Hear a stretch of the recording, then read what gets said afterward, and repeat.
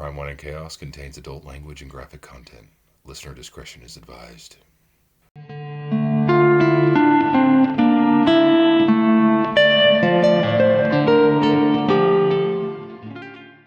I think we're alone now, Chaos Kids. I'm Amber. Doesn't seem to be anyone else around. And I'm Naomi. Yes. And this is Crime, Wine, and Chaos. Dum, dum, dum. I almost said, and this is Crime, Wine, and Chaos. I'm like, wait, that's not how it goes. You say that. Look, he did it. See? Look, Cute. he did it. No, not cute. Okay. And you know what? Like 3 o'clock in the morning, because he has to bat at it and jiggle it and bounce it open. Uh-huh. At 3 a.m., it's really not cute. You know what I'm saying? Yeah. You guys, you can see, well, if you're on the video, you can see my French doors on my closet behind me in my bedroom. And the cat has decided that now that we're recording, he wants to come back out of the closet. And so now the door is ajar. But he's so cute. He's so cute. Mm-hmm. He's so lucky. He's so cute. Yeah, I know. Mm-hmm, mm-hmm. What's going on, sister? Got not a whole hell of a lot. Fuck. I got nothing. Tomorrow's the 4th. We don't care about that. I'm working tomorrow, so there's that. You're working on the 4th? I'm going to be podcasting at the 4th of July event. Oh, down at Log Boom. Down at Log Boom. Be walking around. Mm-hmm. Okay. Yeah. So. But then you're going to hang out on your cool deck and watch the fireworks from your house? If I can stay awake. Yeah. Yeah. So Chaos Kids that are not from the Pacific Northwest, especially like the northern parts of the Pacific Northwest, will not know or understand. Like fireworks around here do not happen until like 10 o'clock or later. Mm-hmm. Usually they start at like 10 p.m. Because that's how long it takes for the dusk of dusk to be gone and for nightfall to actually be here in July. Yep. Yeah. So that's late. That's late for old ladies. Who are you calling an old lady? Oh, come on. You've been an old lady for a long time. Okay, listen. I live the old lady lifestyle by choice. Yeah, so embrace it. Okay, all right. There's nothing wrong with old lady is not a judgment. Okay, great. At all. Great. You've got a big one today, so we're going to get into it, but I'm drinking a lime hard seltzer. Oh. Kind of tastes like a lime popsicle. Okay. But not so sweet, you know? Sure. Okay, well, I mean, that sounds, if you're into lime, that sounds refreshing. I'm not super into lime. We got a variety pack, and this is the one flavor I hadn't tried yet. Oh, so okay. One. It's okay. So you're not sure how you feel about it still? So far, it's raspberry for the win. Okay. Noted. Raspberry for the win. Okay. Yeah, let's get into it because I've got Mamma Jamma here. Okay. Probably right up there with some of the longest write-ups I've ever done. Whew. All right. I know. Well, here's what happened. First of all, shout out to Chaos Kids Club member and original, like, day one fan of the show, April. Yes. She emailed us a long time ago with a list of story suggestions, and this was on it. And I went looking into it not long after she sent the email, and I found out as I went digging that the story was really best just like understood in its full context via a book. So I put a pin in that, and I found the book. Okay. So I read the book. This is the TLDR, and I mean like as too long didn't read as I could do for you. Okay. It's a lot. Okay. So I'm going to tell you about Shelly Knotek. Okay. Michelle, known by most as Shelly, was born in Battleground, Washington, April 15th, 1954. She was the oldest of 3, born to Les Watson and Sharon Todd. Okay. Les's first wife. After they split, Sharon moved with their 3 kids to California, but Les had agreed that he would raise their kids after he remarried. What? Which he did, in 1960 to a woman named Laura. Laura didn't know this when she married Les, whose family was big time for a small town. Right? The Watsons owned a couple nursing homes and the bowling alley in town. Les was 10 years Laura's senior, although he had lied to her about this and told her he was only like 3 or 4 years older than her. And he was a really good looking guy that like all the young women in town thought was a real catch. Okay. But the catch was his kids. This is like all starting off with a whole bunch of deception. His age, by the way, you're going to be the mother of 3. Surprise. Yes. Okay. In fact, like the day after the wedding, she got a call from Sharon who's like, so when are you going to come and get these kids? Oh, shit. Okay. So only 2 of the kids initially came to live with them, Shelly and Chuck, who were 6 and 3 at the time. Paul was still a baby and stayed with Sharon. Les explained that Sharon couldn't raise their kids because she was a depressive and an alcoholic. So Laura was an instant mom. But Shelly was a lot. And she had some kind of control over her little brother Chuck, who was almost nonverbal, mostly because Shelly did all the talking for the both of them. Oh. Shelly was beautiful with wide eyes and thick auburn hair. She was also very difficult. She told Laura every day that she hated her. 7 years later, when Shelly was 13, Sharon would be found murdered in a shitty motel room, and it was Les and Laura that went down to LA County to identify her body and pick up Paul. Oh, my God. Laura would later recall how strange she found it that Shelly had no interest or reaction to this news at all. So Laura was raising Les's 3 kids and the 2 that they had together while Les worked long hours as a business owner. That would be hard enough, but Shelly made it exponentially harder. She pitched fits, started fights, and would flat out refuse to go with the rest of the family on weekend trips to the coast for boating or the mountains for skiing. She would lie and say that her siblings stole her homework when in reality she just hadn't done it. Some days she would refuse to go to school. Everything was big drama with her. Every little thing. She was always distraught and upset, whatever they did or wherever they went. And no matter what it was, even when her parents gave her gifts, she was mad. God, this sounds so exhausting. Yeah. Nothing satisfied her, ever. And as the years went on, her behavior shifted from just being disruptive and ungrateful to being dark and vengeful, especially if any attention was given to one of her siblings instead of her. Oh. She would lie about family members, steal money, and probably tried to burn the house down. Jesus. She used to chop up bits of glass and put them in the bottoms of her siblings' shoes. Oh my God. Have they taken her to talk to somebody?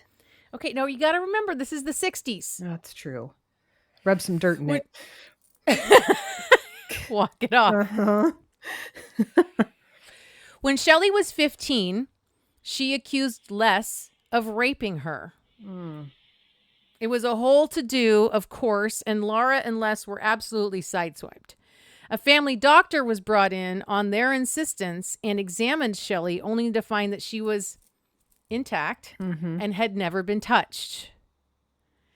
This was after Laura found a copy of True Confessions magazine between the mattresses of Shelly's bed with a cover story titled, "I was raped at 15 by my dad." Oh my God.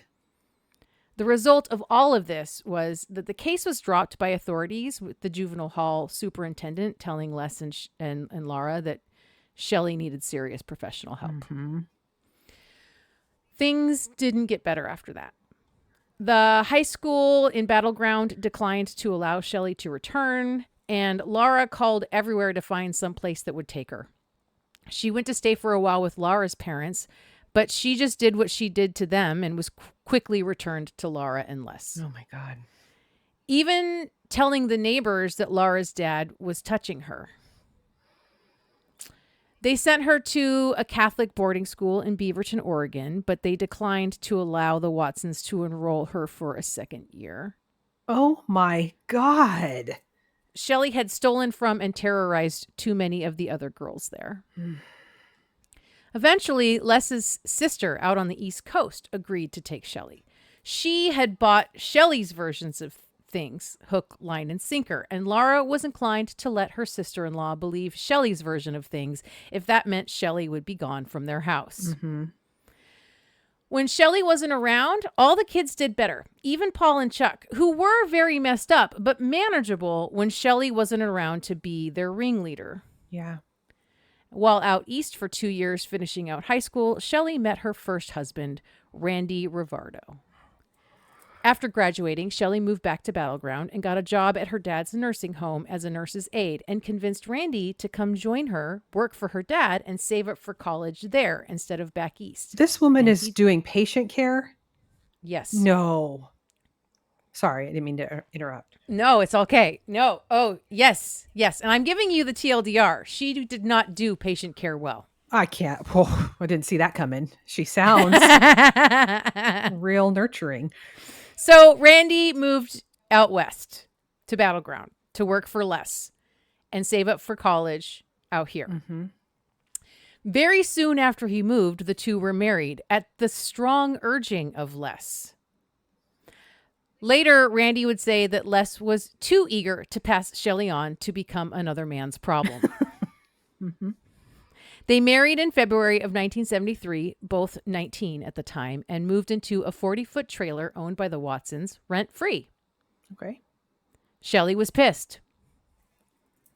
It wasn't good enough. Later, she would stage a break-in and an attempted rape. Oh my God. Going so far as to cut herself up to make it believable in order to convince Randy and her dad that she needed to live somewhere better than the trailer. Wow.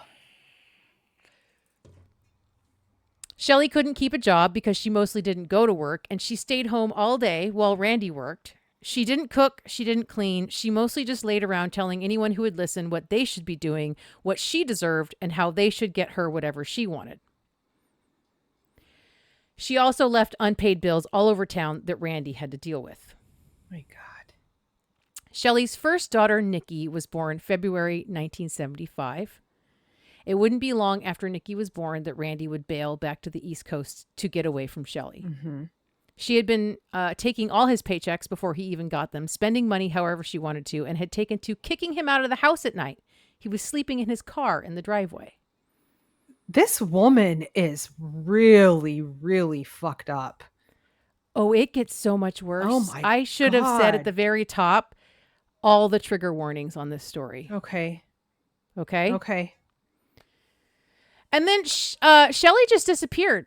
Laura got a call from a relative in Battleground. She and Les were living in Vancouver by this time, and she was told she needed to come get Nikki. This relative was caring for Nikki and told Laura Shelly was gone. It would be almost a year before Shelly came back to collect her daughter from Laura, and she had no explanation for her absence. She just popped back in and took Nikki. Whoa. Shelly married again in 1978, a man by the name of Danny Long, who she had her second daughter with, Samantha, or Sammy, who was born in August of that year. Danny pushed back on Shelly more than she was accustomed to, and so the two fought often and sometimes violently. And when Danny would leave after an argument, Shelly would pack her babies in the car and go looking for him. Shelly, her family would later say, always liked to hunt. Oh my God, I just got fucking chills. 5 years later, in 1983, Shelly divorced Danny and started dating David Knotek. Very soon after, the family packed up and moved in with David in Raymond, Washington. Where's that? It's like southwest corner. Okay. This is all in mostly like what they call Pacific County, which also includes like, I think Aberdeen. It's okay. South of the peninsula, not far from like Vancouver. It's all in that southwest corner. Okay. Okay. David was born and raised in Raymond, the son of a logger. He did a stint in the Navy, and when he came back, he was kind of an eligible bachelor in town. The ladies liked David. But David was shy, and when he met Shelly, he was like really into her, but afraid to talk to her. Mm. Red-haired, beautiful, out of his league. And she came up to him. Mm-hmm.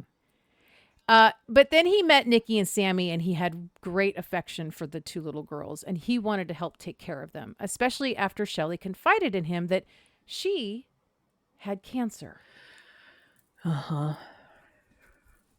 David and Shelly married in December 1987. Shelly's third husband would be the one that stayed through thick and thin because he would do anything for Shelly, for better or worse. Mm. Dave and Shelly moved the family from one rental in Raymond to another, nicer place at the end of a private drive that snaked past farmland. It sat up on a hill, tucked into the edge of the forest. Shelly loved that house. It was an old craftsman, and Nikki and Sammy each had their own room, separated by an open space that they used for a playroom upstairs. Cool. This was the house where everything truly horrible started. Shelly and Dave had already been fighting prior to that. Shelly didn't know another way. She assaulted him, screamed and yelled, slammed doors, the whole nine. Dave would usually take off and sleep in his truck somewhere or stay with his parents for a night or two, only to come back and start the cycle all over again. Mm-hmm.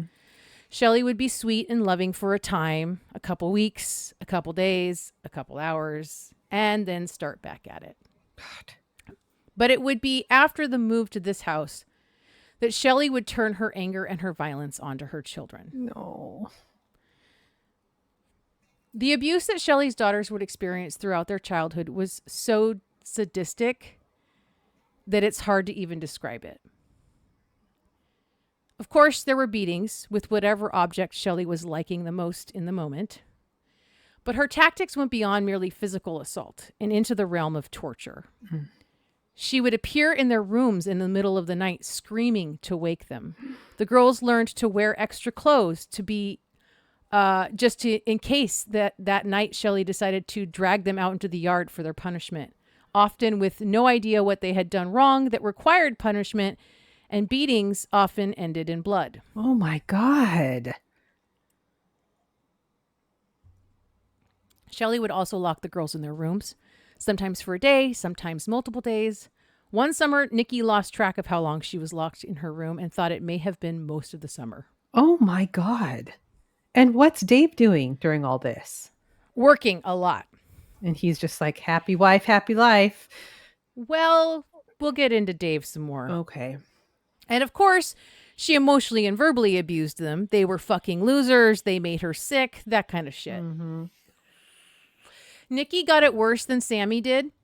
Not that Sammy didn't get her share, but maybe because Nikki ran, stood up for herself, sometimes pushed back, and Sammy took the tactic of submission. But both sisters would agree that Nikki had it really bad. Mm-hmm. Shelly would get them gifts for Christmas or their birthdays, make a big show of the holidays, treats and sweets and all the things. And then the next day or the next night, she would take all the gifts back and tell them they didn't deserve to have gifts. Oh my God, she's Joan Crawford. She's mommy dearest. As they got older, she found new and creative ways to make them suffer. She would restrict their bathroom privileges when they could shower or bathe, which was less and less often. They needed permission from her to go to the bathroom. She often wouldn't give it to them. And they would wait until she left them alone at the house to rush into the bathroom and shower. They would dry every bit of the tub and the sink and the surround to hide that they had cleaned themselves. Oh my God. The anxiety that these children have, I'm sure. They're just constantly in fight or flight mode. 100%. Even in their sleep. Because you never knew when she would just strike. Mm-hmm. She would be like this, she spent, and I talk about this a little bit more. She spent a lot of time just sitting on the couch watching TV and eating candy. Mm-hmm. And then she would just start to stir. And then she would shoot up like a fucking Jack in the Box and go in a rage out of nowhere. God. And then Shelly introduced what she called wallowing. This was a nighttime activity, an occasion for all seasons, and it was almost always Nikki who was subjected to this. Shelly would barge into Nikki's room while she slept, flip on the lights, yell at her to get up, get her clothes off, and get downstairs.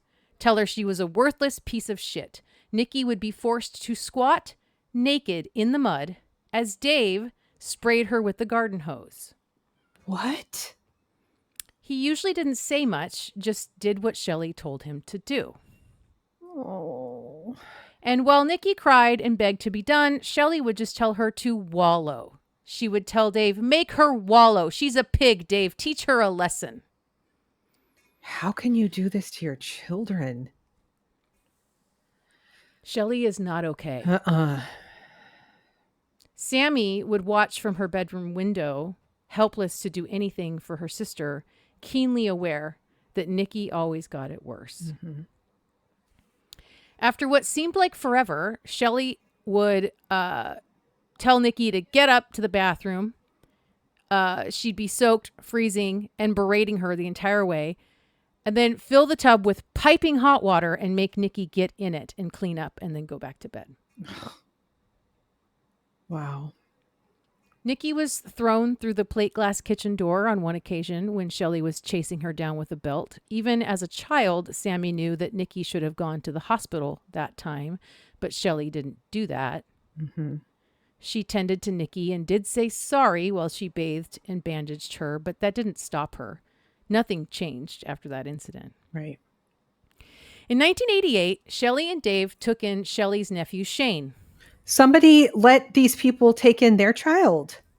Nobody knew. Oh my God, no. Nobody ever knew. Wow. I don't really talk about this, but growing up, like Sammy and Nikki, like they did everything to hide every bit of evidence that anything was happening to them from everyone. Mm-hmm. They didn't tell anyone what was going on in that house. Wow. Shane was 13 at the time, just a year younger than Nikki. His dad was Shelly's brother, Paul, who had been in and out of prison over the years. And Shane had been living on the streets of Tacoma. He thought going to live with his aunt and uncle was the best thing that could happen to him. Yeah. Everyone in the family thought it was wonderful that Shelly and Dave took in Shane. Shane immediately started calling Shelly and Dave mom and dad. Uh-oh. As soon as he showed up, Shelly put him to work. Nikki said Shelly worked Shane to the bone. She set his room up in the basement, not a very homey spot in the house, and it always smelled like furnace oil down there because of the... Yeah. But Shane was just glad to be off the street. He learned quickly to avoid making Shelly mad. When he did, she started taking away items from his room. His pillow, his blanket, then his bed. He slept on the floor, but when he complained about it, she took away his every other week shower privileges. Oh my God. Shane was beaten. He was made to wallow. Quickly, Nikki and Shane became inseparable, enduring the same levels of abuse from Shelly. So she punished them in other ways that were humiliating, like forcing them to strip and slow dance together. Nudity as humiliation would become a running theme in the abuse Shelly doled out over the years. Sammy would later say it was hard to watch, and her dad, Dave, would be there just sitting there, doing and saying nothing. Mm-hmm. Nikki and Shane would be crying the whole time, but no one would refuse Shelly. No one. Around Christmas 1988, maybe 6 months after Shane moved in, Shelly was pregnant with her third daughter and announced that her best friend Kathy would be moving in with them. Oh no. This was a surprise to everyone in the family, even Dave. Oh. Shelly said that Kathy's family didn't want her. She needs a place to live, and she's going to help Shelly with the baby, like a midwife. Okay. Kathy would also be taking on the role of caretaker to Shelly, driving her to and from her cancer treatments because Shelly was still claiming to have cancer. In fact, Shelly would claim this for decades. Oh my God. Kathy was set up in the play space between Nikki and Sammy's rooms upstairs. Kathy was 30 years old and recently let go from the salon that she'd been working at as a hairdresser. That's how she and Shelly had first met. Kathy was Shelly's hairdresser. She had also stood as witness to Shelly and Dave's wedding. Okay. Kathy was born in the summer of 1958 in Southern California to a mom who had many short-lived marriages and moved her kids around a lot.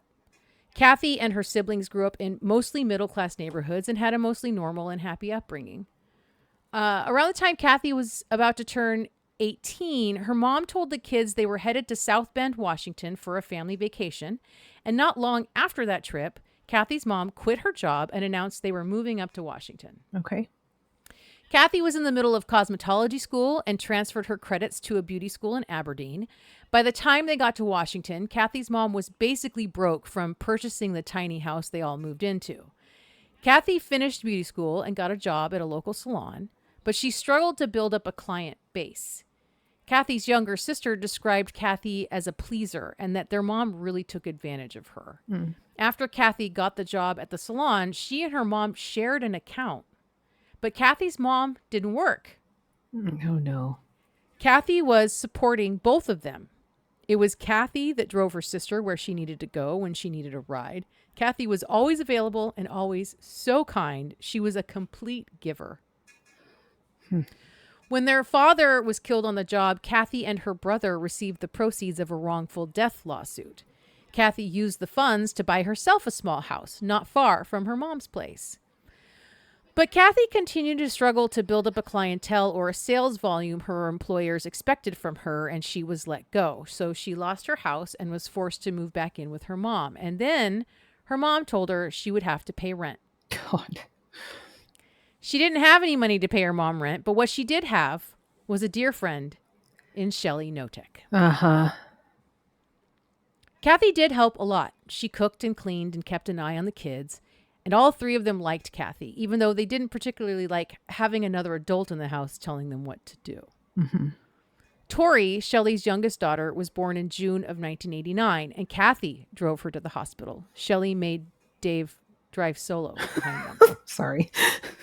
Wow. This is also really sounding like Ruby Frankie and her female bestie. Kind of. Or they start just inching the husband out and they're like, anyway. Okay. This gets real dark. It's already dark. It gets darker. So Shelly put on a big show of being the best mom ever to baby Tori, claiming she was premature. Mm-hmm. She wasn't. She was born like a week early. But Shelly would tell them one morning that Tori had stopped breathing, but she had revived Tori. Uh-huh. So the next day, Kathy and Shelly took Tori to the hospital where she stayed in neonatal for about a week. She was sent home with a special bed and the riggings of a heart monitor. Every night after everyone had gone to bed, they would be woken up by the sounds of alarms going off and panic downstairs. They would hurry down to find Shelly cradling the baby, looking terrified. She would say that Tori was fine now. Mm-hmm. But one night, Nikki came downstairs to find her mother holding a pillow over Tori's face. Oh my God. She's okay now, Shelly said, looking up from the baby with a startled expression. But the alarms hadn't gone off yet. Nikki had arrived too early. Later, Nikki would remember the time her mother had come into her room one night when she was little, the time she thought her mom might have put a pillow on her face. And she wondered if Shelly had done that to all of them. Mm-hmm. Shelly was all about Tori for like a minute, but it didn't take long for her to lose interest in taking care of a baby and go back to what she did most days, watching TV, eating O. Henry bars, and staying up at all hours of the night. Wow. Kathy's deterioration was a slow burn. Kathy was a big, brassy, fun woman who had played softball in a local league and attended church regularly. After moving in with the Knoteks, she started to fade away. She was lonely and estranged from her family with no money of her own. She just did Shelly's bidding.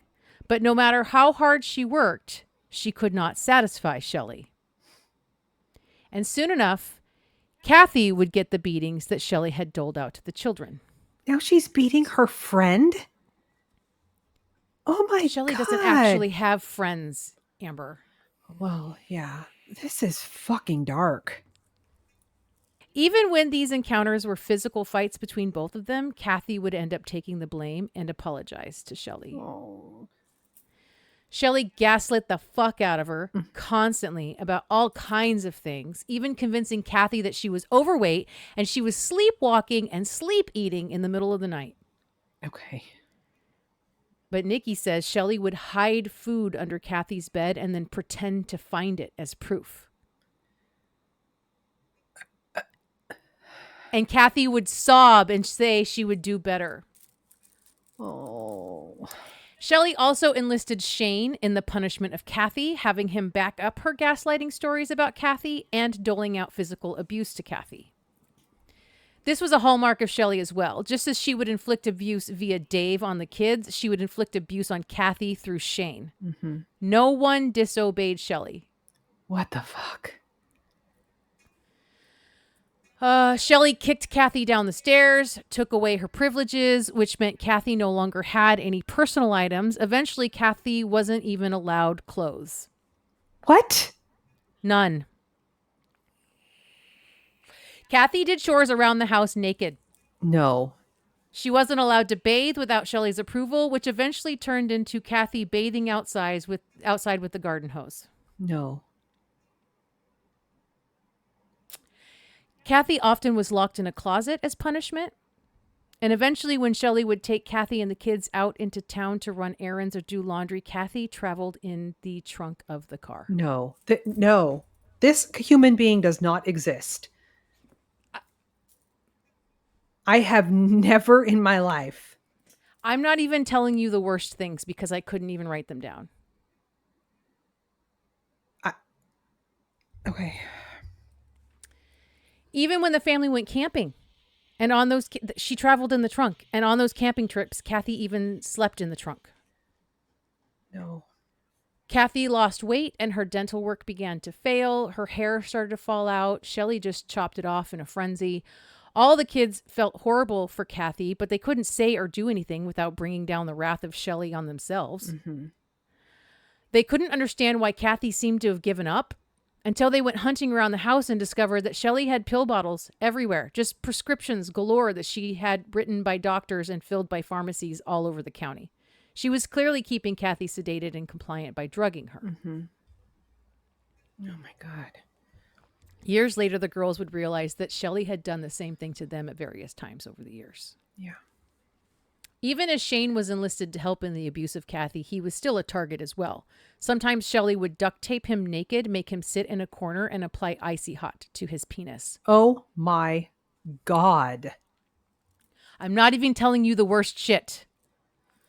I have never heard of something so fucking vile in my life. And the few times that Shane or Kathy made an attempt to leave, to get away, Shelly would load the kids in the car and go hunting. Mm-mm. Inevitably, she would find them and bring them home. In the summer of 1992, Dave and Shelly bought a very small farmhouse on roughly 5 acres of land and moved the kids and Kathy into a space that was not big enough for everyone. Shane slept in Nikki's closet. Tori slept in the primary bedroom of Dave and Shelly on the first floor, and Kathy slept on the living room floor. Uh-huh. This was when Shelly took away soap from the garden hose baths that Kathy was allowed, and it was replaced with bleach. No. Kathy was always covered in sores from being beaten, and Shelly was pouring bleach on her skin. No. Dave was around less and less. He'd quit his lumber job at Weyerhaeuser because Shelly said they didn't appreciate him enough, and he took a job with another company that had him working all the way up in Oak Harbor or thereabouts. Shit. He would spend the week up there, sleeping in his truck, and come home on the weekends. Eventually, he didn't even come home most weekends, just sending his checks to Shelly while he took his showers at a state park and utilized the food bank to eat. Wow. Occasionally, he would come home, but he hardly saw Kathy anymore, mostly because Shelly had taken to locking Kathy away for long periods of time in the pump house. But Shelly still did enlist Dave in beating and torturing Kathy on the weekends when he was around. They even waterboarded her one night. No. All the while, the kids were not saved from abuse. They got less of it while Kathy was around to take the brunt of it, but they also would be locked in the pump house, beaten, humiliated. Nikki and Shane still made to wallow. The only one who was sort of spared during this time was Tori. Kathy could barely walk anymore. Her breathing was labored. She'd lost over 100 pounds. Her skin hung in folds, and she was head to toe bruises and wounds one night when Shelly agreed Kathy needed a bath. But as they tried to get her into the tub with the help of Nikki and Shane, she slipped and the glass shower door came unhinged, fell from the track, and shattered everywhere, cutting Kathy up all over her body when she landed and rolled in the glass. She needed to go to the hospital. But that didn't happen. Shelly had them put Kathy in the laundry room instead of the pump house and pretended she was caring for Kathy. But Kathy was beyond saving at this point. Oh. Eventually, Dave would find her aspirating on her own vomit, unconscious, and his attempts to resuscitate her would fail. My God. Shelly packed up the kids and took them out to stay in a hotel in Westport, made it sound like a spur-of-the-moment fun time, go play in the pool, and while the kids were occupied, Dave burned Kathy's body in the fire pit in the backyard and took her ashes in buckets and dumped them at Washaway Beach. No. Shelly rounded up any last items of Kathy's in the house and burned those too. Oh, poor Kathy.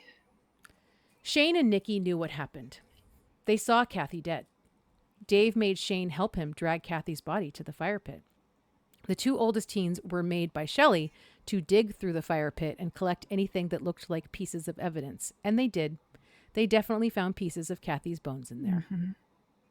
Sammy struggled to accept it. So when Shelly came up with the cover story of where Kathy had gone, Sammy decided to believe the story instead.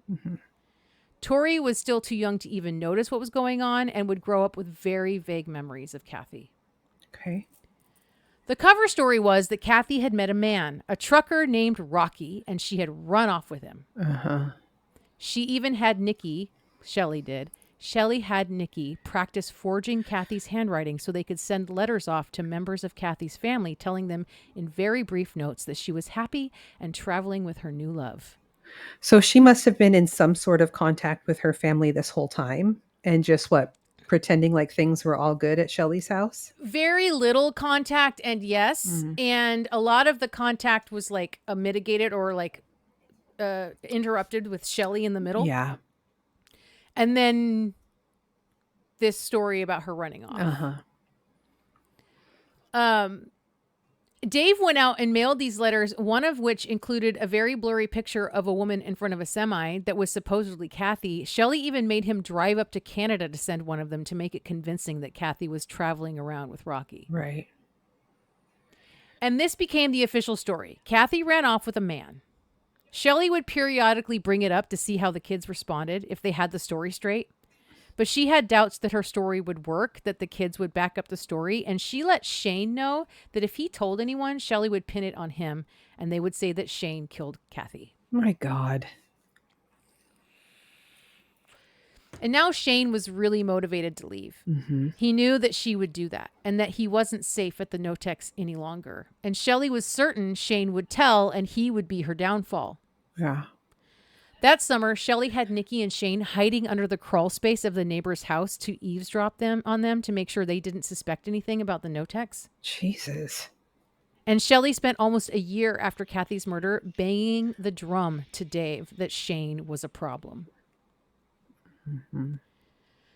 She tried to fabricate a story of Shane abusing Tori, going so far as to produce a pair of bloody panties of Tori's, claiming Shane was doing this to their baby. Oh my God. Dave didn't believe that Shane was doing any such thing, but he gave Shane a good beating anyway. And then in February 1995, Shane was gone. Shelly and Dave gathered the girls in the living room and told them Shane had run away. Shelly said, "We'll look for him." But her search for Shane was brief. Nothing like her usual hunting. I was just going to say that. Almost like she didn't want to find Shane at all. She claimed he'd left her a note that said, "I love you, Mom." But no one saw the note, and Nikki didn't believe it existed at all. Shane hated Shelly and would never have left such a note. Right. About a week after Shane ran away, Shelly packed up the girls for a getaway weekend in a hotel in Aberdeen. And not long after they returned, Shelly told them Shane had called while they were all at school. He was in Alaska. Fishing. He was fishing in Alaska. Yep. Nikki wanted very much to believe it, but she knew deep down that Shane had not run away. Now that Kathy and Shane were gone, Nikki was back at the top of Shelly's list. Damn it.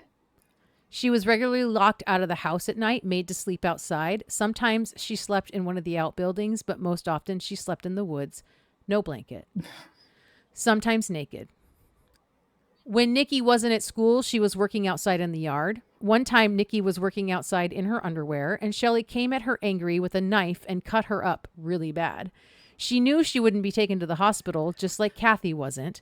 She slept in the woods that night and came back into the house the next morning. Shelly said nothing. Oh my. Like it never happened. This fucking woman. Nikki graduated from high school and set her sights on college, but Shelly was determined to sabotage that. First, Nikki's clothes disappeared. All she had to wear were the sweatpants she wore when she worked in the yard and was allowed to wear something while she worked. Then Shelly took her bedroom and made her sleep on the living room floor, the same place Kathy was made to sleep before she was kicked out of the house completely. Then Shelly took away the money Nikki needed to pay for classes, and next she took her car. And then Nikki started fighting back, standing up for herself. So Shelly sent her to Aunt Trish's. Trish was Dave's sister, very nearly a stranger in Nikki's life since Shelly had isolated Dave from his family a long time ago, Right. as she does with everyone in her orbit. So Nikki took a Greyhound bus alone from Olympia up to British Columbia. She ended up staying there for months, and it was the best thing that had happened to her in a really long time. I bet. She worked cleaning churches and houses with Aunt Trish, and on the weekends she learned to tie fishing nets. But no one yelled at her. No one told her she was worthless. She never wanted to leave. Yeah. Oh. Shelly had already been working for a while to keep Nikki and Sammy from bonding too much, making sure they didn't talk to each other even when they were standing next to each other doing chores. She needed each person in her control to be isolated from each other. Right. So after sending Nikki away, she began a years-long effort to make sure Tori believed that Nikki hated her, that Nikki was a problem child that had to go for the sake of the whole family. And Tori did believe that of her much older sister for years. Nikki was like 14 years older than Tori. Right. Shelly insisted that Nikki had to leave Trish's, but told Nikki she couldn't come home. So Nikki started living in a tent adjacent to Dave's job site on Whidbey Island. And this is when Nikki found out that Dave lived like he was destitute, that he had zero money in his wallet, and he got his groceries at a food pantry. She lost all respect for Dave after that, in addition to the bitter resentment for his part in her abuse. Of course. Yeah. Nikki never went back to Raymond. Good. She got herself a job, found a place to live, and shabby as it was safe and away from her mother. Sammy was on her way to graduating. She also wanted to go to college. Shelly tried to sabotage Sammy's aspirations as well. On more than one occasion, Sammy planned and almost got away with attempts to run away. Then Sammy got clever.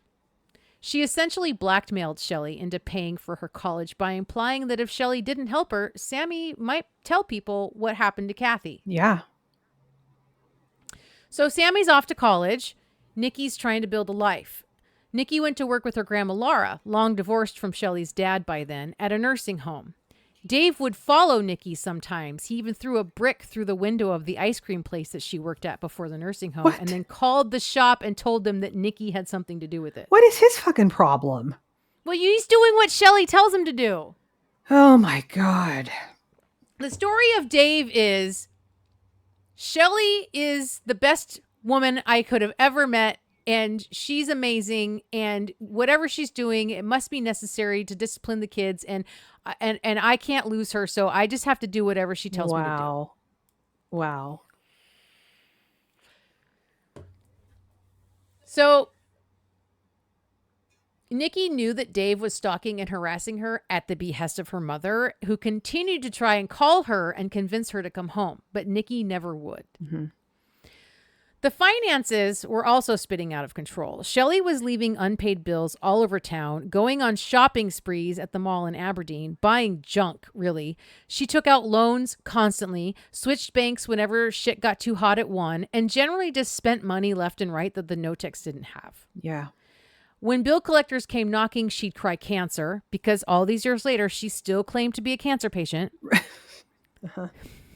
She would open accounts, lines of credit, and procure loans using her daughter's social security numbers. And the whole thing was a house of cards. Yep. With the older daughters gone, this is when the abuse of Tori kicked up. Oh. There was no one left in the house but Tori for Shelly to torment. Dave never came home. Mm-hmm. As it ramped up, Tori didn't really understand. She'd been shielded from it most of her life, not the direct target of Shelly's sadism. Mm-hmm. When Sammy would check in with Tori, Tori never said anything about it to her.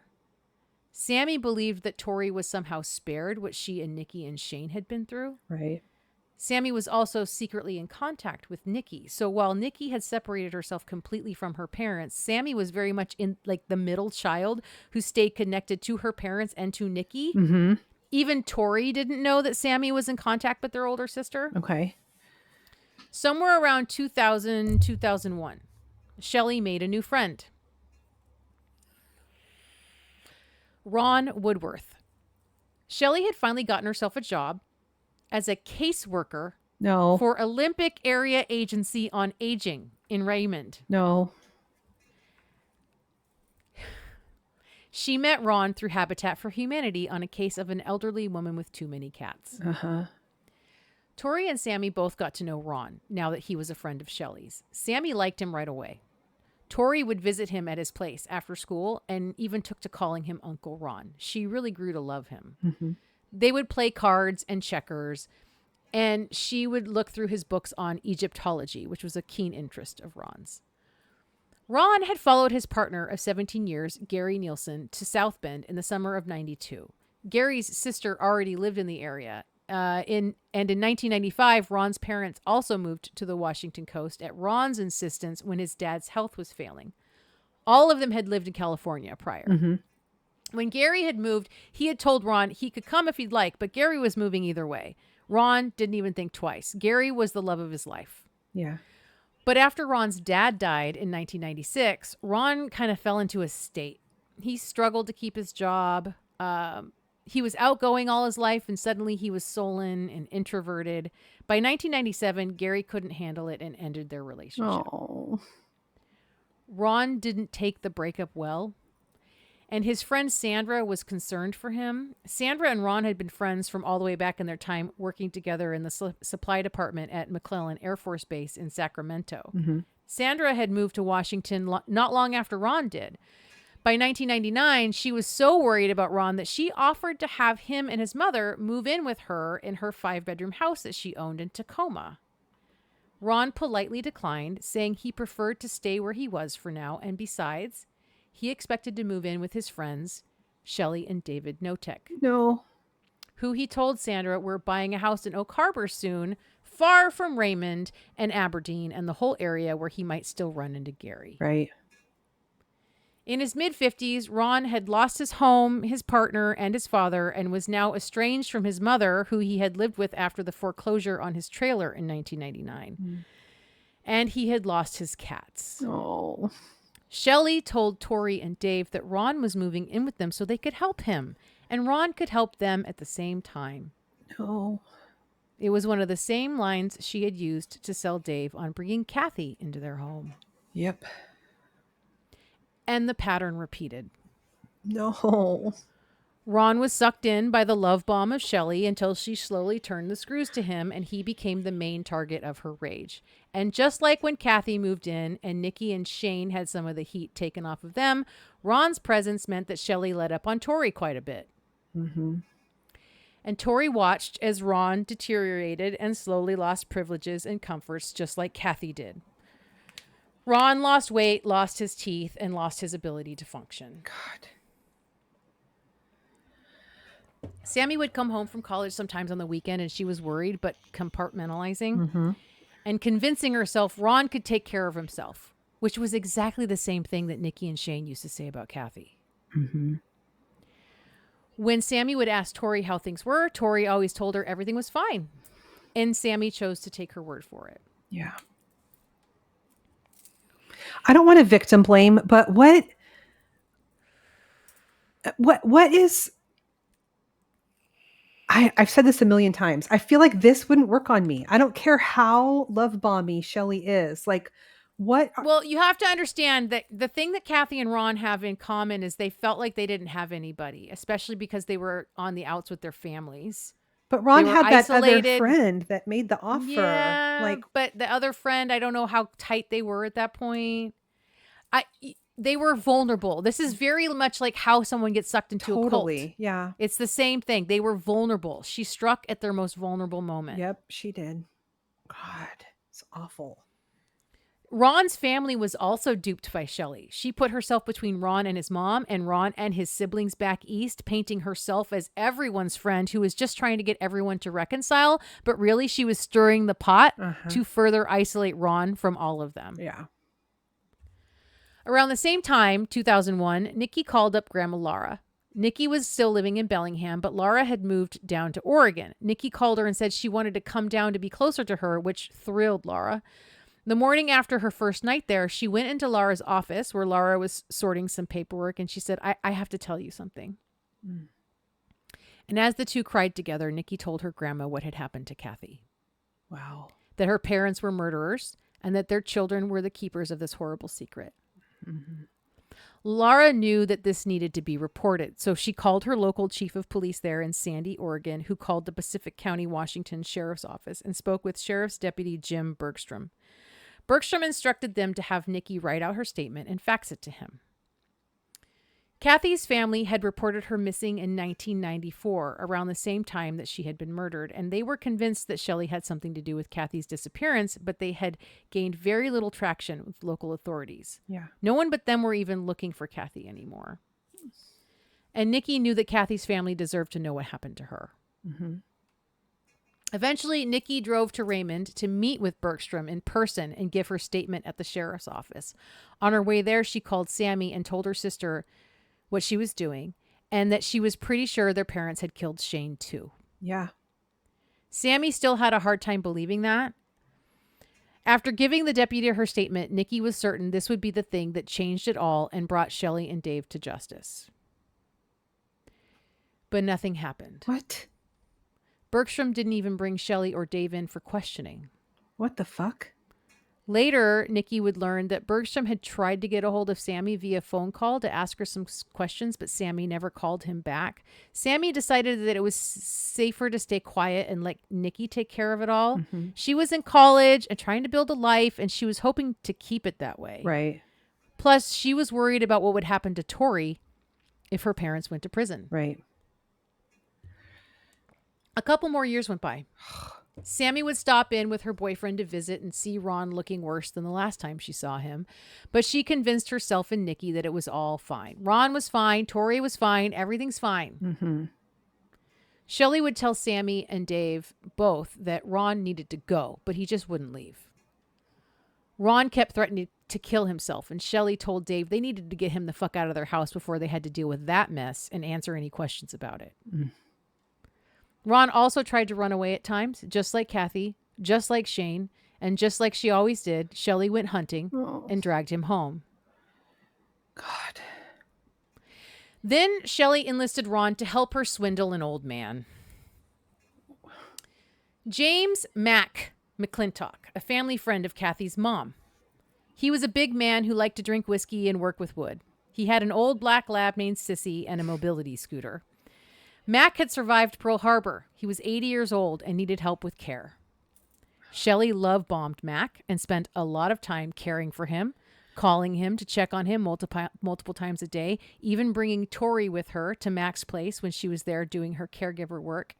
Tori adored Mac. He was very grandfatherly, and he told her stories, and the two would like race mobility scooters down the street. Mm-hmm. Mac wanted Shelly to move into his place, but instead, she started sending Ron to take care of Mac. Sometimes Ron would even stay the night. But even at Mac's place, Ron had to sleep on the basement floor or in a firewood storage area under the entryway to the house. What? Because Shelly said he did? Because Shelly said so. Okay. Then Mac decided he was leaving his estate to Sissy, the lab. But after the dog dies, Mac's house and everything he owned would go to Shelly. Oh my God, no. No. Tori thought that was great because Shelly had been fired from her caseworker job. She'd been horrible at it, obviously, and a nightmare for her coworkers, literally. Mm-hmm. And this would give Shelly something to focus on besides torturing Ron and Tori. Right. Then early February 2002, Mac had a fall and was rushed to the hospital. A fall, huh? Mm-hmm. He died from a head injury caused by a fall, Amber. Okay. Yep. Ron had made the 911 call, and Shelly was vague about the whole thing. The authorities didn't seem too concerned. The examining doctor referred the case for further investigation by the coroner and the prosecuting attorney's office when he confirmed Mac died as a result of acute subdural hematoma caused by a blunt impact to the head. Mm. It was possible that the impact had been caused by a fall. Right. But either way, no further investigation was pursued. Oh my God. This fucking woman. Laura called Bergstrom and insisted that Shelly had killed Mac. Bergstrom deflected, told Laura she didn't really know that, and that he was doing everything he could. Laura didn't believe that for a second. Right. Pacific County sheriffs were not taking any of this seriously. Shelly started using Mac's death against Ron, accusing him of murdering Mac. Now Ron was a murderer living in their house. Mm-hmm. The torture of Ron never stopped. Shelly would make him hurt himself. She would make him work all day and into the night outside in the yard in his underwear. She and Dave would stand and watch, and as he was made to jump repeatedly from the deck railing or the roof down to the gravel driveway, barefoot. Oh. When Ron's feet were torn to shreds, Shelly would make him plunge them into boiling hot water and then pour bleach on them. Oh my God. And the skin was sloughing off. And Shelly kept telling Dave he needed to do something about Ron. Just like he used to tell Dave he needed to do something about Shane. Uh-huh. She also started laying the groundwork for Ron to disappear, saying he's been telling her he's a burden and he should just take his own life. Ron had been lying on a bench on the back porch for a couple of days, feet wrapped in bandages. Shelly had been feeding him whiskey and telling Tori that he was sick but getting better. Uh-huh. She told Tori that she would be taking Ron to Mac's the next morning. Tori was 14 by now and knew her mom was a liar, especially when she woke up the next day and Ron was gone and Shelly claimed she'd already driven him to Mac's. Tori's bedroom window was above the gravel driveway and Shelly couldn't come or go from that driveway without Tori hearing it. She knew Shelly hadn't been anywhere that morning. Mm-hmm. Plus, Shelly never got up that early for anything. No shit. She was up all hours of the night. She was not up at like 7 a.m. driving anywhere to do fucking anything. No. So a few days went by. Shelly kept telling Tori that Ron was fine, getting better at Mac's. Tori said she wanted to go visit him, and Shelly kept waving her off. Mm-hmm. Then out of the blue, Shelly decided Sammy could take Tori for the weekend, and the sisters could have time together. Okay. Sammy was living in an apartment in Seattle by then and thrilled to come get her little sister and hang out. But that weekend would be the beginning of everything changing. Sammy took Tori to dinner with Nikki, who Tori hadn't seen in 7 years and was convinced hated her because that's what Shelly had been telling her. Right. And then she found out that none of that was true. Hmm.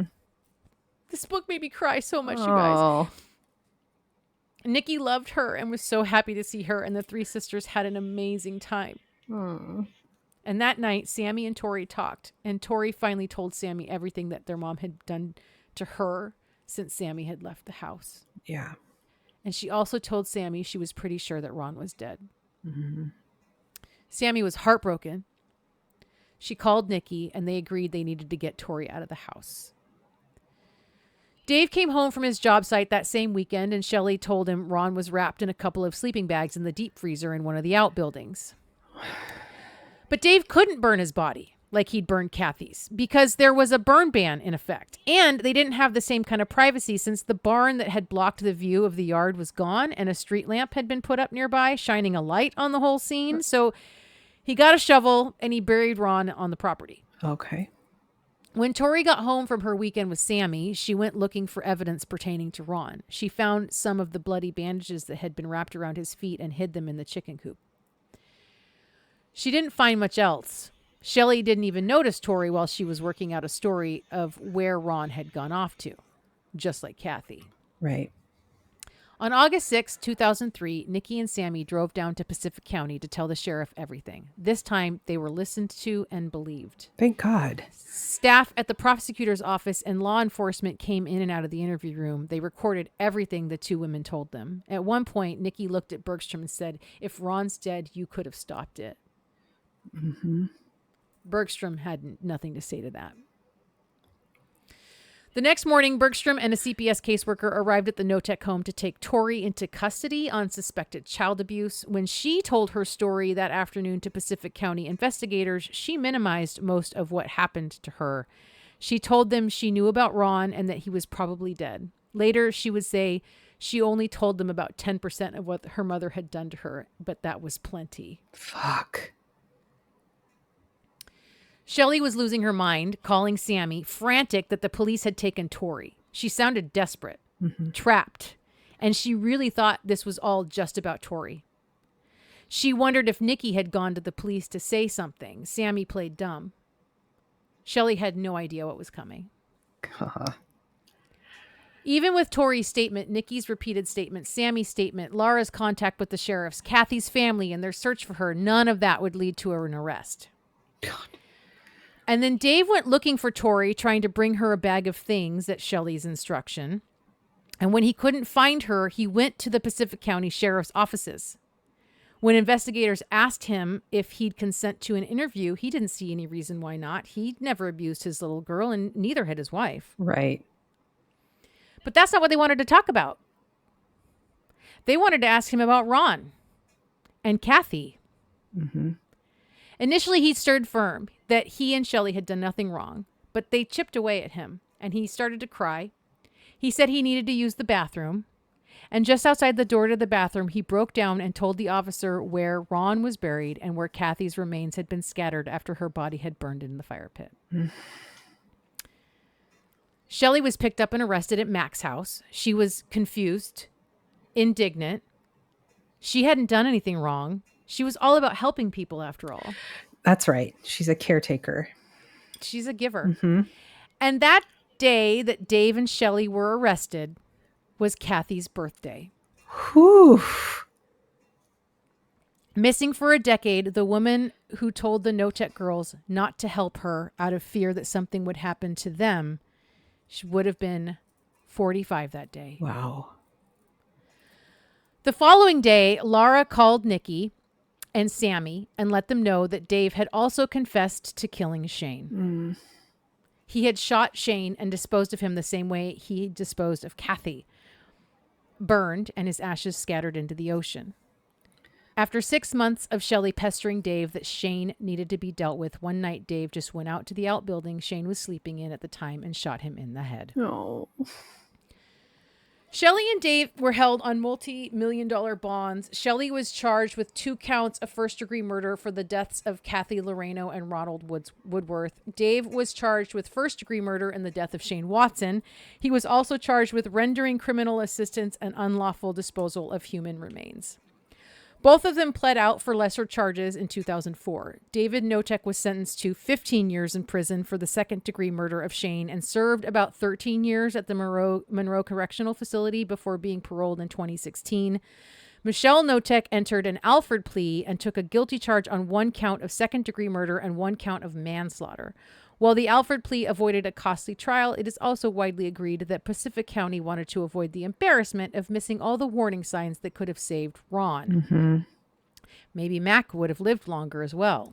No shit. Those are not long sentences for what they have done. No. The initial agreement with the prosecutor would have given Shelly 17 years. At sentencing, Shelly was beat down, her hair scraggly and mostly gray, her orange jumpsuit hung loosely on her frame. No one from her family was there to support her. When she addressed the court, she blamed Shane and Nikki for Kathy's abuse. None of it was her fault. Not Kathy, not Ron, but the judge didn't take anything Shelly said as truth and added more years to her sentence. Shelly was given more than 22 years and served around 18 years at the Washington Corrections Center for Women in Gig Harbor. She was released on November 8th, 2022. No one ever went to visit her. None of her daughters will have anything to do with her. I should hope not. Tori and Sammy still have a relationship with Dave, but Nikki refuses. The three sisters are super tight, and while they've spread out over the Pacific Northwest, they still make the time and effort to see each other a few times a year. Shelly tried to keep the sisters apart, but in the end, it was their sisterhood that saved them and brought Shelly and Dave Knotek's crimes to light. Wow. This book was written by this guy who, it's called If You Tell. I think. Oh no, hold on. Where are my books? Where's my library? Oh yeah.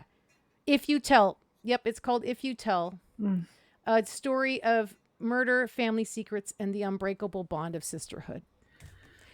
Fuck, sister, that's the darkest story I have ever heard. It's so dark, and I cried so many times, especially about these sisters, because it was just like...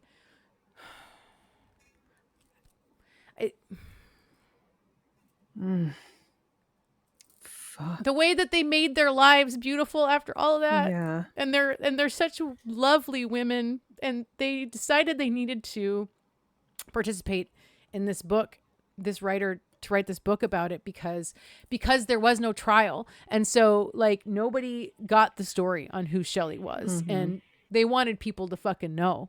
They wanted people to know the whole story of who this woman was. Yeah. Wow. That I don't even have words for that.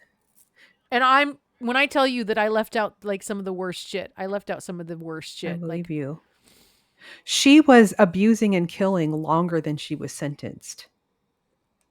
Yes. That really pisses me off. Yes. Wow. So bad. Like that was April, I love you. That was fucking April, rough, that man. was fucked. It's so fucked. Oh my God. And I just took up an hour of your time. That's okay. I don't even know how to transition from that. Let's just do, you know what? Let's go back to a tried and true classic and chaos. Okay. All right. I made myself cry. Okay. Well, Sorry. this will be a palate cleanser. How about that? Great. I love that. Please. Oh my God. Let me get my readers on just a second.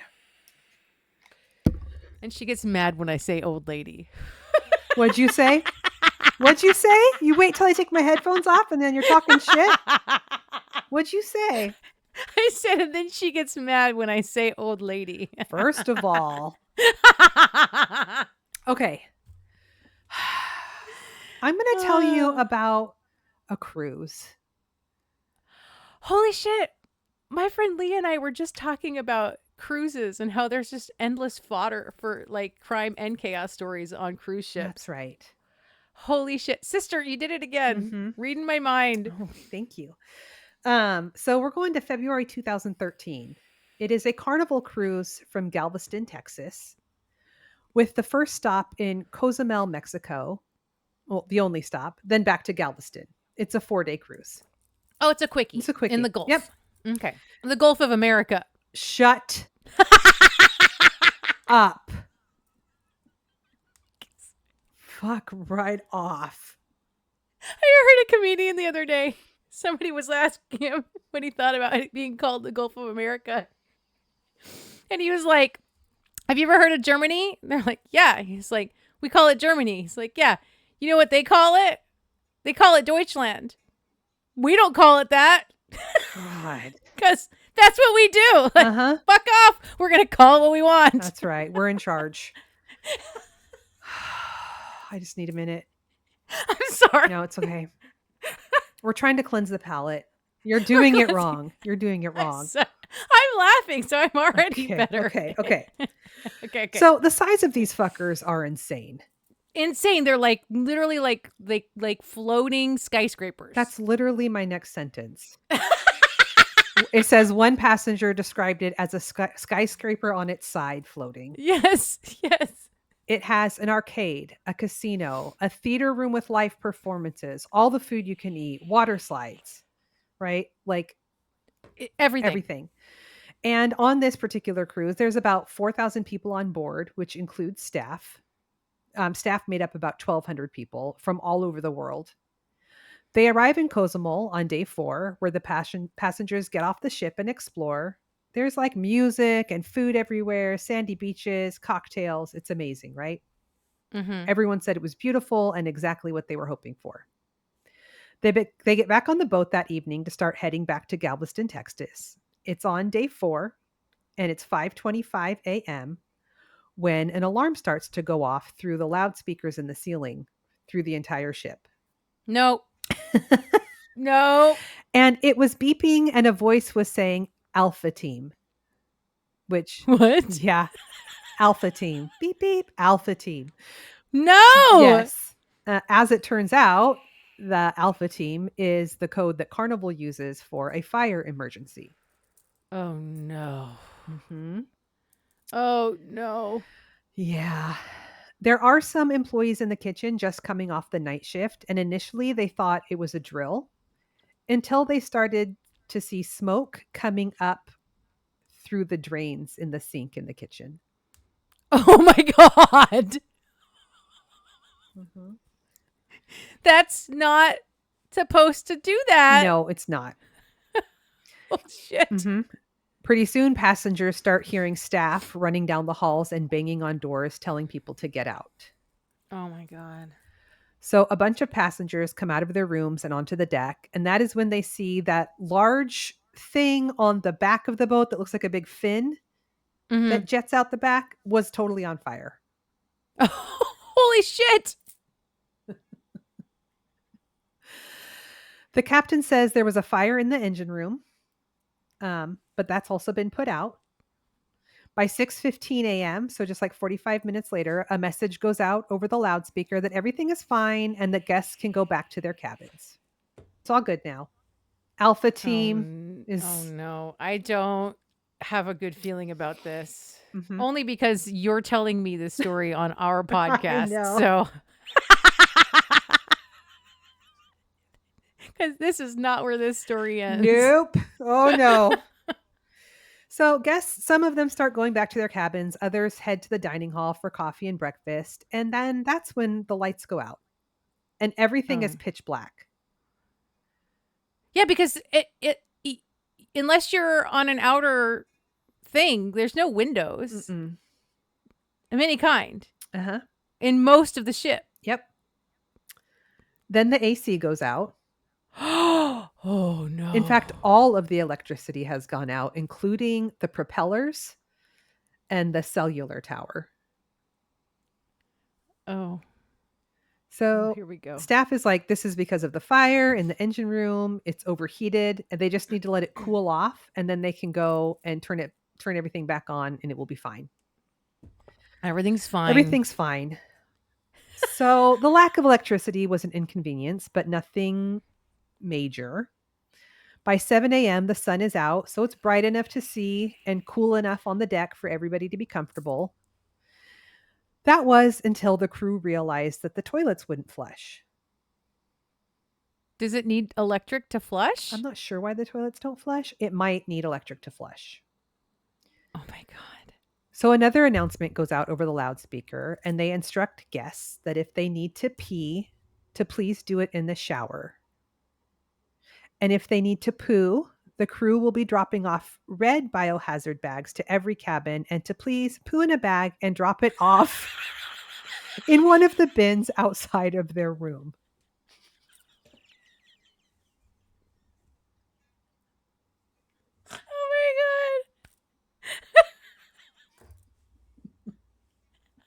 Yeah, no.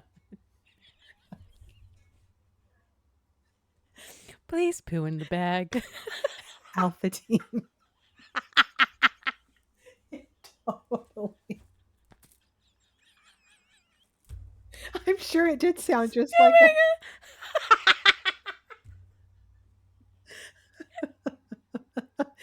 Thank you for riding with Carnival. You're not selling me on a cruise, sister. No, I'm telling you that right now. Can you imagine? No. Okay. Whew. So they do have a satellite phone on board. And so the crew calls the Carnival headquarters in Miami to let them know they are without power and stranded.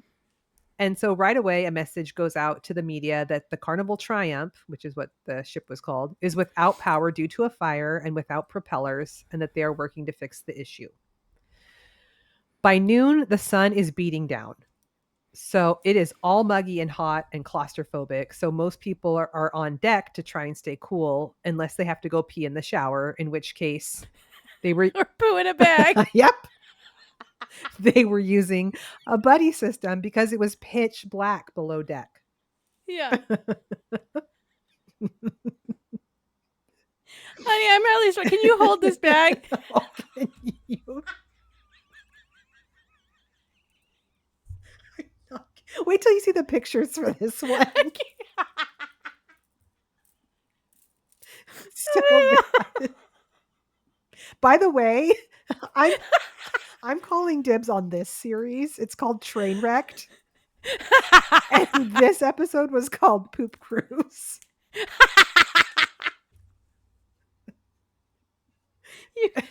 Noted. It's yours. Thank you. So by 1:30, the engine control room has cooled down enough for fire safety to go in and see exactly what happened and to try and fix it. And that is when they realized that the fire was far more severe than what they had thought. It had burned through every single power cable for the entire ship, and it was just not salvageable at all. That's actually better news than what I thought, which was what they discovered was the fire had not actually been put out. It's just down there smoldering. Yes. Oh, okay.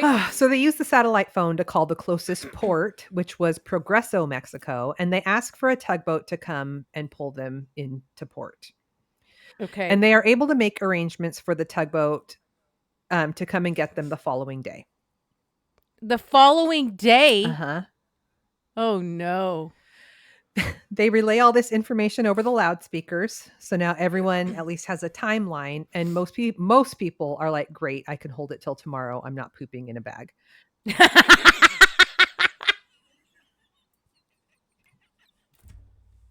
Honey, can you hold this bag? No. God. Some of the passengers were interviewed, a lot of the passengers. And like one guy was there with like his brand new fiance and her family. And he's like, I'm supposed to like poop in a bag when I'm on a trip with my future father-in-law what the fuck? Just like so bad. Okay. So by nightfall, people start dragging their mattresses from their room out to the deck because it's way too hot and muggy to sleep in the rooms. Okay. The next morning at 8 a.m., an announcement goes out over the loudspeaker that the tugboat will be arriving at noon. By this time, down below in the cabin area, everything reeks because of all the poop bags sitting outside of people's doors in the heat. Oh my God. They're not collecting these poop bags? They're doing their best. Okay. Mm-hmm. All of the perishable food had to be thrown out. And guests waited in line for over 2 hours for a lettuce and tomato sandwich. It's giving Fire Fest. That's exactly. It was giving Fire Fest. Uh-huh. I want to see the Instagram posts on this. Oh my God. People are grabbing armfuls of food like to take back to their camp.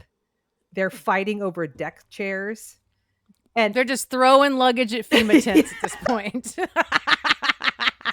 And the entire deck, they're using the sheets to make tents for shade. So the whole ship just looks like a tent city. So at 1:45, the tugboat still isn't there. And another Carnival cruise go by. And there are people on that cruise like dancing with their cocktails and taking pictures of the people on the stranded cruise like they're a zoo exhibit. Oh my God. Tale of two cities, literally. Okay, but oh my God. But a whole bunch of passengers on the poop cruise like head over to the side of the deck that the fun cruise is going on, and they're holding up their phones so that they can get a signal, and they're calling family members to let them know that they're okay, right?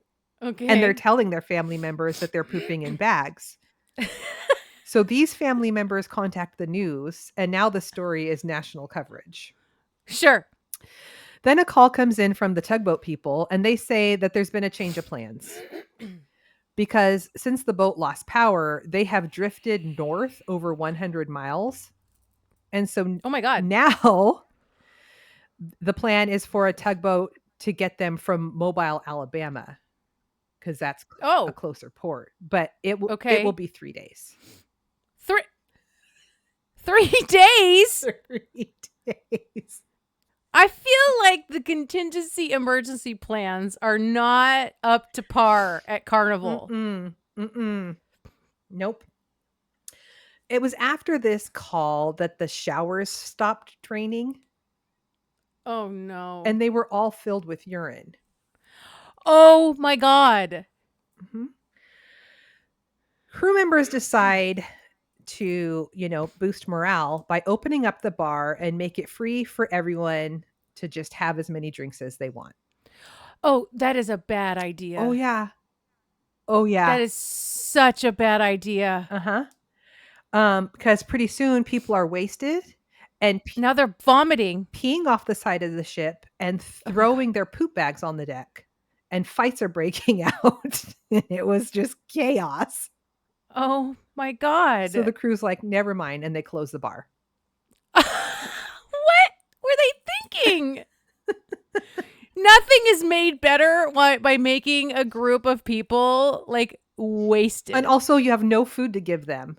No food to give them. Alcohol. No place for them to vomit when they inevitably drink too much and puke. Right. There had to have been vomit puddles all over the place. I'm sure there was. Uh-huh.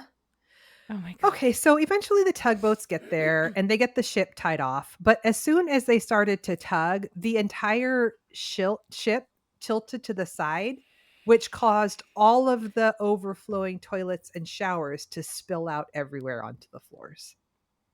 And it just kept overflowing and overflowing everywhere. Oh my God. We're now on day 6 and there is sewage dripping down the walls. Oh my God. No. This is... I can't... I don't even have words anymore. One of the passengers sets up a Bible study and people start singing hymns. What?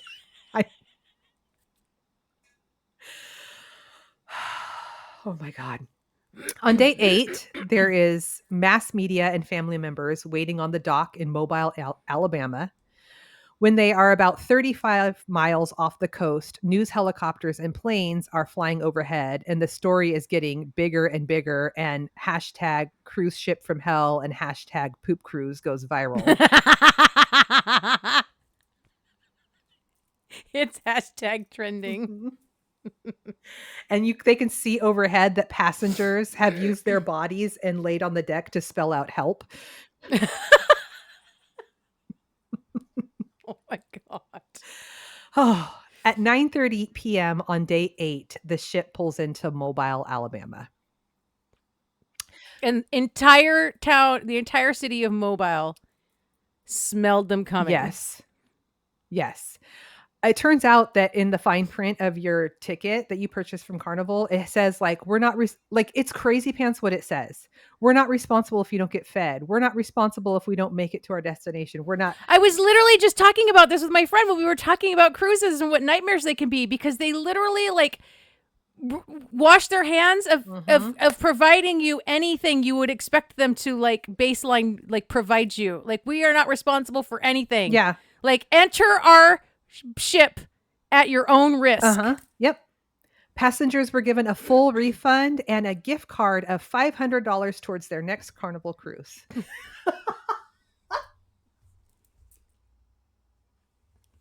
You know, there is not a single person that was on that boat that ever went on another cruise again. Nope. And that's the story of the poop cruise. Oh my God, sister. Oh my God. You know, one of our Chaos Kids Club members and one of my besties has a cruise planned that I was invited to join. And I've been on the fence about it for a lot of different reasons, but well, I think it depends on what cruise line you use too. I've never been on a cruise, but I hear that Carnival is like the party cruise. And that other one, like Royal something, that's for like the 40 and older, like easy cruising, chill. So I don't know. But I don't think that's going to matter if there's a fire and poop dripping down the walls. No. Oh my God. So gross. So gross. No, thank you. Nope. No, thank you. Yeah. Oh my God. Honey, can you hold this bag? Oh my God. Pooping in bags. Wow, sister, we did it. We did. Another long one. Hey, Chaos Kids, you are real ones if you lasted for another hour and a half long episode with us. We appreciate you. We appreciate you even more if you went and gave us a rating wherever you listen to us. If you're on an Apple product, you can give us a full review. Typey. Which we love that. That makes our day. And, you know, we have a Chaos Kids Club over on Patreon where you can get a bonus episode every month. If you join the club, it's $5 a month. And we have virtual wine nights sometimes. And you get new episodes a day early every week. It's so, you know, patreon.com. Yakety-lack / that back, crime, wine, and chaos. Something like that. Something like that. Oh. Sister, that was intense. Yeah. This was an intense episode. I need to go lie down. I love you so much. Love you. That was so chaotic. Goodbye. Bye.